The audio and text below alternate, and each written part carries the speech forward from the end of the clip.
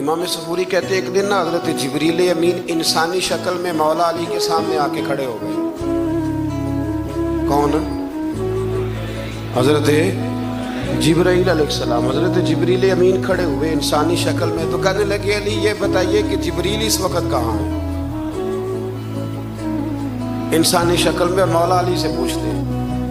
تو کچھ جو آج کل ہمارے شاگرد حضرات پڑھ جاتے ہیں نا، تو وہ ذرا جلدی کرتے ہیں جواب دینے میں۔ بڑوں کو جب جواب بھی دینا بزرگوں کو، تو جواب میں بھی آداب کا خیال ہونا چاہیے۔ اگر آپ کو سوال آتا بھی ہو تو پھر بھی اس میں آداب کا خیال آپ رکھیں گے۔ آپ فٹافٹ نہیں کہہ دیں گے کہ جناب یہ اس کا جواب ہے، یہ معنی ہے، فوراً نہیں آپ کہہ دیں گے، آپ اس میں بھی آداب کا خیال کریں گے۔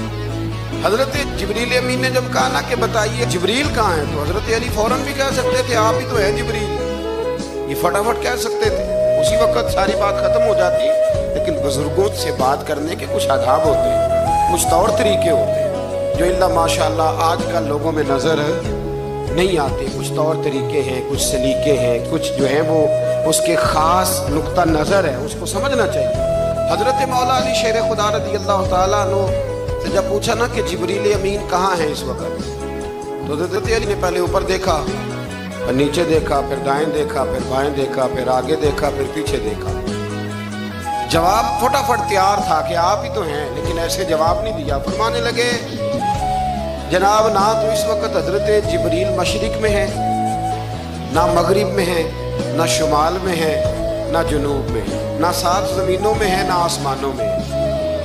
پھر بھی یہ نہیں کہا کہ آپ جبریل ہیں۔ فرمانے لگے بھئی زمینوں آسمانوں مشارق مغارب میں تو کوئی نہیں، تو یا آپ جبریل ہیں یا میں جبریل ہوں، دونوں میں سے ایک ہے۔ تو حضرت جبریل امین مسکرائے، فرمانے لگے نہیں آپ تو علی ہیں، جبریل تو میں ہی ہوں، آپ علی۔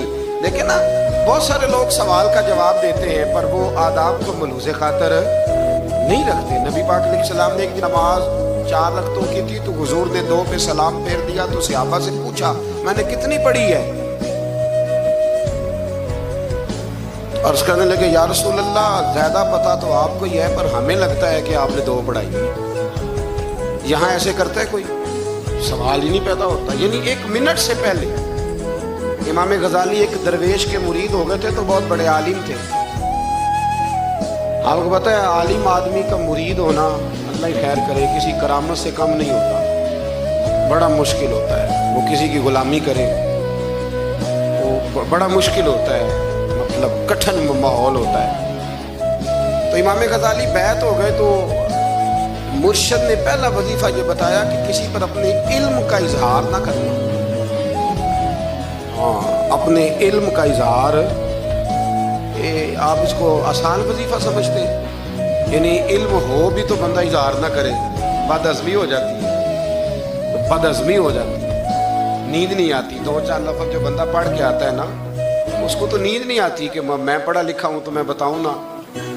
تو حضرت علی شیر خدا کرم اللہ تعالیٰ وجہ الکریم کے وہ آداب سے مجھے یہ بات یاد آئی کہ امام غزالی کے شیخ نے کہا علم کا اظہار نہ کرنا یہ پہلا وظیفہ ہے۔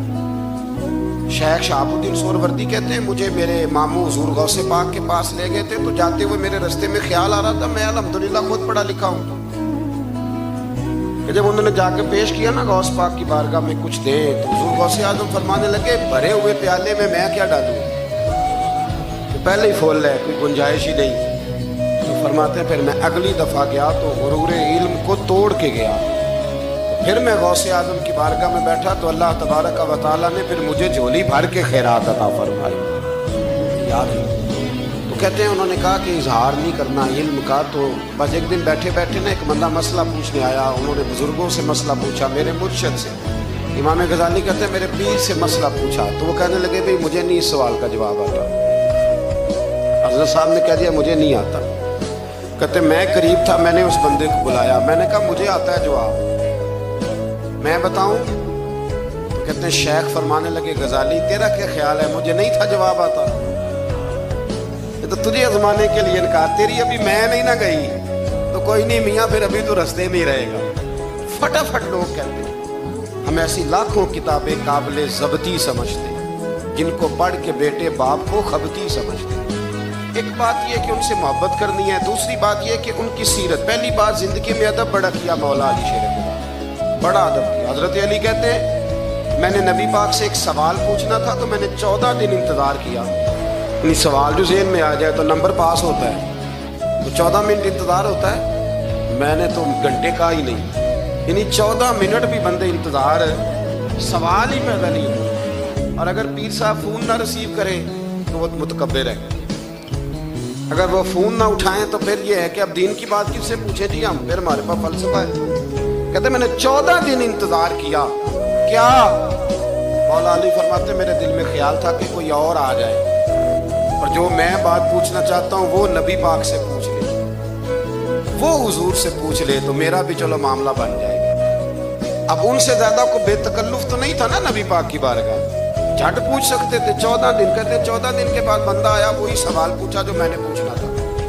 تو کہتے ہیں حضور جواب اسے دے رہے تھے اور دیکھ میری طرف رہے، جواب اسے دے رہے تھے اور توجہ حضور کی میری جانب. ایک ان کی زندگی میں ادب بڑھا ہے. دوسری بات یہ کہ گہرا علم ہے مولا علی کا. ہمارے ہاں لوگوں کے پاس علم ہوتا ہے اللہ ماشاء اللہ بڑے بڑے اچھے علماء ہیں، لیکن بعض جگہ پہ علم بڑا سطحی سا ہے، سطحی سا. یعنی ساری زندگی جس بندے نے علم پڑھا ہے وہ گہرائی تک نہیں اترا، یعنی اس پر عمل نہیں کر سکا. تو اگر میرا علم مجھے نفع نہیں دے رہا تو میرا علم کسی کو کیا نفع دے گا. حضرت علی کا علم گہرا تھا، سیانہ علم تھا،